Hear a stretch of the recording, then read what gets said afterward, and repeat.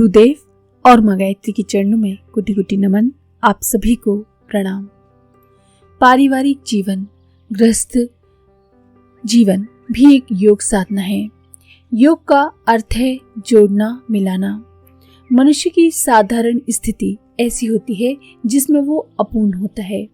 इस अपूर्णता को मिटाने के लिए किसी दूसरी शक्ति के साथ अपने आप को जोड़कर अधिक शक्ति का संचय मनुष्य करता है। अपनी सामर्थ्य के बल से अपूर्णता को दूर करके पूर्णता की ओर तीव्र गति से बढ़ते जाना ही तो योग है। ये इतने सारे योग, हठ योग, राजयोग, जप योग आदि कई तरह के योग बताए गए हैं हमारे शास्त्रों में, जिसमें से 85 प्रसिद्ध योग हैं और 700 अप्रसिद्ध योग हैं। इन योगों की कार्य प्रणाली, विधि व्यवस्था और साधना पद्धति एक दूसरे से बिल्कुल अलग है, तो भी इन सब की जड़ में एक ही तथ्य काम करता है। तुच्छता से महानता की ओर, अपूर्णता से पूर्णता की ओर, असत से सत की ओर, तप से प्रकाश की ओर, मृत्यु से अमृत की ओर जो प्रगति होती है उसका नाम योग है। अणु आत्मा को परमात्मा बनाने का प्रयत्न ही योग है।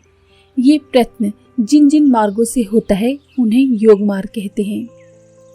जैसे भूख बुझाने के लिए कोई रोटी, कोई चावल, कोई दलिया, कोई मिठाई, कोई फल या कोई मांस खाता है।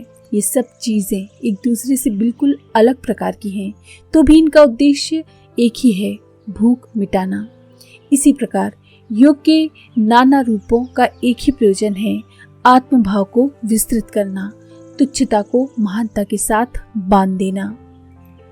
अनेक प्रकार के योगों में से एक गृहस्थ योग भी है। गंभीरता पूर्वक इसके ऊपर जितना भी विचार किया जाता है ये उतना ही महत्वपूर्ण है, सर्व सुलभ है। इतना होते हुए भी इससे प्राप्त होने वाली जो सिद्धि है वो अन्य किसी भी योग से कम नहीं है, वरन अधिक ही होती है। प्राचीन समय में अधिकांश ऋषि गृहस्थ थे। वशिष्ठ जी के 100 पुत्र थे। अत्रि जी की स्त्री अनसुईया थी। गौतम जी की पत्नी अहिल्या थी। जमदग्नि के पुत्र परशुराम थे। च्यवन की स्त्री सुकन्या थी।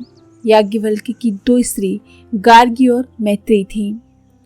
वृद्धावस्था में किसी ऋषि ने संन्यास ले लिया हो तो ये बात दूसरी है, परंतु प्राचीन काल में जितने भी ऋषि हुए हैं वे प्रायः सभी गृहस्थ रहे हैं। गृहस्थ में ही उन्होंने तप किए हैं और ब्रह्म निर्वाण को पाया है। योगीराज कृष्ण और योगेश्वर शंकर, इन दोनों को ही हम गृहस्थ के रूप में देखते हैं। आत्मोन्नति करने के लिए गृहस्थ धर्म एक प्राकृतिक, स्वाभाविक और आवश्यक योग्य है। जब तक लड़का अकेला रहता है तब तक उसकी आत्म भावना का दायरा छोटा रहता है।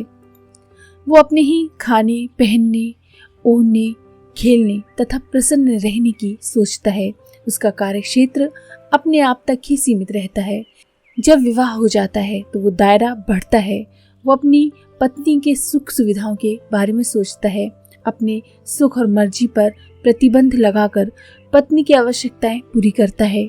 उसकी सेवा, सहायता और प्रसन्नता में अपनी शक्तियों को खर्च करता है। कहने का मतलब ये है कि आत्मभाव की सीमा बढ़ती है। 1 से बढ़कर 2 तक आत्मीयता फैलती है। इसके बाद एक छोटे शिशु का जन्म होता है। इस बालक की सेवा और पालन पोषण में निस्वार्थ भाव से इतना मनोयोग लगता है कि अपनी निजी सुख सुविधाओं का ध्यान मनुष्य भूल जाता है और बच्चे की सुविधा का ध्यान रखता है। इस प्रकार ये सीमा 2 से बढ़कर 3 होती है। ये मर्यादा बढ़ती जाती है। पिता कोई मधुर मिष्ठान लाता है तो उसे खुद नहीं खाता, वरन बच्चों को बांट देता है। खुद कठिनाई में रहकर भी बालकों की तंदुरुस्ती, शिक्षा और प्रसन्नता का ध्यान रखता है। दिन दिन खुदगर्जी के ऊपर अंकुश लगता है। आत्मसंयम व्यक्ति सीखता है और स्त्री, पुत्र संबंधी, परिजन आदि में अपनी आत्मीयता बढ़ाता है। क्रमशः आत्मोन्नति की ओर व्यक्ति चलता जाता है। भगवान मनु का कथन है कि पुरुष उसकी पत्नी और संतान मिलकर ही एक मनुष्य पूर्ण होता है। जब तक ये सब नहीं होता तब तक वो अधकचरा, अधूरा और खंडित मनुष्य है। जैसे आत्मीयता का दायरा धीरे धीरे बढ़ता ही जाता है, पहले पति पत्नी में, फिर बालक के साथ, फिर सगे संबंधियों में, गांव, प्रांत, प्रदेश, राष्ट्र और विश्व में आत्मीयता बढ़ती ही जाती है। आगे चलकर सारी मनुष्य जाति में आत्मभाव फैलता है, फिर पशु पक्षियों में, कीट पतंगों में, जड़ चेतन में ये आत्मभाव विकसित हो जाता है। जो उन्नति 1 से बढ़कर 2 में, 2 से बढ़कर 3 में हुई थी, वो उन्नति धीरे धीरे आगे बढ़ती है और मनुष्य संपूर्ण चर अचर में आत्मसत्ता को ही समाये देखता है। उसे परमात्मा की दिव्य ज्योति सर्वत्र जगमगाती दिखती है। बच्चे होने के बाद आत्मसंयम और अधिक बढ़ता है।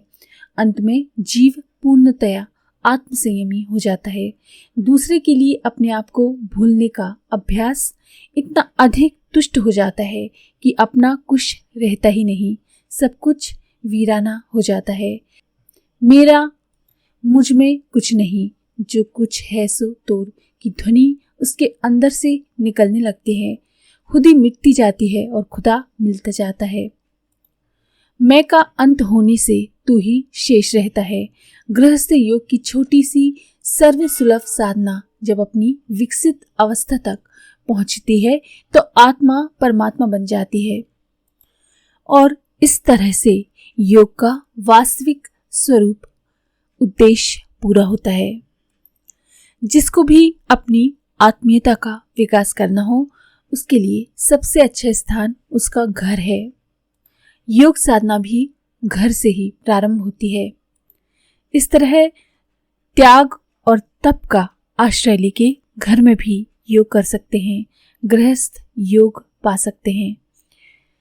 अगर ये जानकारी आपको पसंद आई हो तो प्लीज़ लाइक करें, शेयर करें, सब्सक्राइब करें और हाँ, कमेंट करना ना भूलें। धन्यवाद।